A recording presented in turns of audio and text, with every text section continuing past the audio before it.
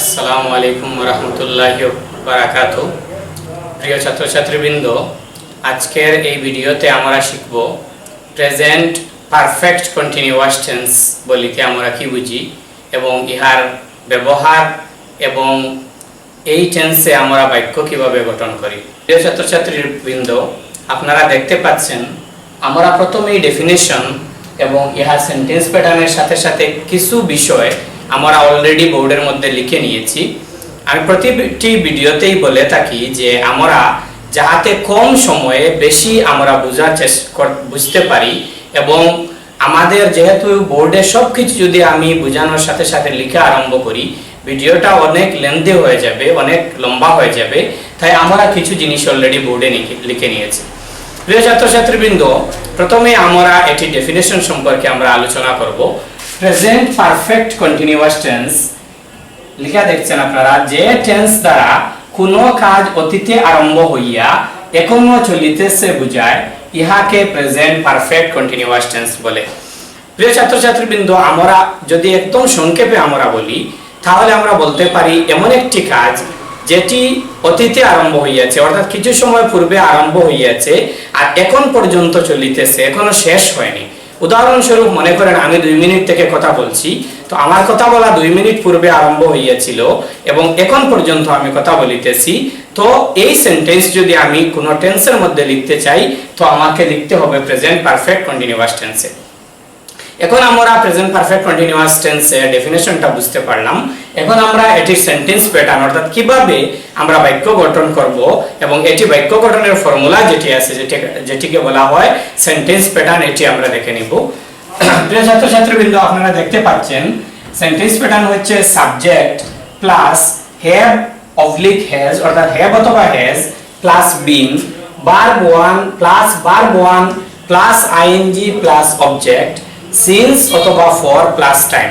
এখানে একটি কথা আমাদের মনে রাখতে হবে, হ্যাভ আমরা ব্যবহার করি প্রতিটি পার্সনের সহিত আর হ্যাজ ব্যবহার করা হয় থার্ড পার্সন সিঙ্গুলারের সহিত। ঠিক আছে, থার্ড পার্সন সিঙ্গুলারের সহিত আমরা ব্যবহার করব হ্যাজ। ঠিক আছে।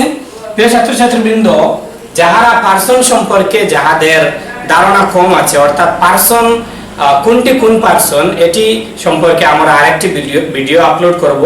আপনাদের যদি পার্সনে প্রবলেম থাকে, এই ভিডিওটি থেকে আপনারা এটি ক্লিয়ার হয়ে যাবেন। তো আমরা এখানে ফর্মুলা অনুযায়ী আমরা একটি সেন্টেন্স, একটি এক্সাম্পল আপনাদের সম্মুখে লিখব। সর্বপ্রথম আমরা লিখব সাবজেক্ট, মনে করেন রহিম, সাবজেক্ট আমরা লিখলাম রহিম। তো এটি হচ্ছে থার্ড পার্সন সিঙ্গুলার, সুতরাং আমরা ব্যবহার করব হ্যাজ, রহিম হ্যাজ। তারপরে আমরা বিন অলরেডি ব্যবহার করব ফর্মুলা, রহিম হ্যাজ বিন। মনে করেন পড়িতেছে, তো পড়ার ইংলিশ হচ্ছে রিড এবং এটার মেইন ভার্বের সহিত আমরা যুক্তি করব আইএনজি, সুতরাং রহিম হ্যাজ বিন রিডিং। ঠিক আছে। এখানে দেখতে পাচ্ছেন অবজেক্ট, তো অবজেক্টে মনে করেন একটি বই পড়ছে, রহিম হ্যাজ বিন রিডিং এ বুক। তারপর আমরা ব্যবহার করব মনে করেন সিন্স। ঠিক আছে, সিন্স 7 AM আমরা লিখলাম সকাল 7টা থেকে। প্রিয় ছাত্রছাত্রীবৃন্দ, সেন্টেন্সটি কমপ্লিট একবার আমি পড়ে শোনাচ্ছি। Rahim has been reading a book since 7 AM, অর্থাৎ সকাল 7টা থেকে রহিম একটি বই পড়িতেছে, অর্থাৎ রহিম বই পড়া আরম্ভ করেছিল সকাল 7টায় আর এখন পর্যন্ত বই পড়িতেছে, সুতরাং অতীতে আরম্ভ হইয়া এখন পর্যন্ত কাজটি চলিতেছে। ঠিক আছে। তো আমরা তাছাড়া আমরা এই বিষয়টি আমরা ক্লিয়ার হওয়ার চেষ্টা করব যে আমরা সিন্স কখন ব্যবহার করি এবং ফর আমরা কখন ব্যবহার করি। প্রিয় ছাত্রছাত্রীবৃন্দ, এখন আমরা দেখব যে ইউজ অফ সিন্স, আমরা সিন্স কখন ব্যবহার করব। এখানে দেখতে পাচ্ছেন আপনারা লিখে আছে ফিক্সড টাইম, নির্দিষ্ট সময়, অর্থাৎ যদি ঘড়ির কাঁটার সময় অর্থাৎ অথবা ক্যালেন্ডারের কোনো একটি নির্দিষ্ট ডেট বা কোনো একটি বৎসর, কোনো একটি দিন, এইগুলো যদি হয় অর্থাৎ নির্দিষ্ট সময় যদি আমরা উল্লেখ করি, তখন আমরা ব্যবহার করব সিন্স। দুই একটি উদাহরণ আমরা লিখছি, যেমন মনে করেন এখানে আমরা অলরেডি লিখেছি সিন্স 7 AM, অর্থাৎ 7 AM যেটি হচ্ছে এটি ঘড়ির কাঁটায় নির্দিষ্ট সময়। তাছাড়া আমরা মর্নিং এর পূর্বে ব্যবহার করি সিন্স মর্নিং। ঠিক আছে। তারপরে আছে চাইল্ডহুড। তাছাড়া আমরা লিখতে পারি মনে করেন ঘড়ির কাঁটার সময় ওয়াচ টাইম।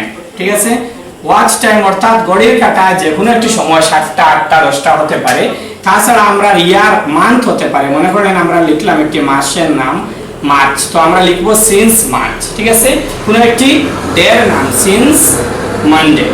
ঠিক আছে, এটি যদি গত সোমবার হয় তো সিন্স লাস্ট মানডে হবে।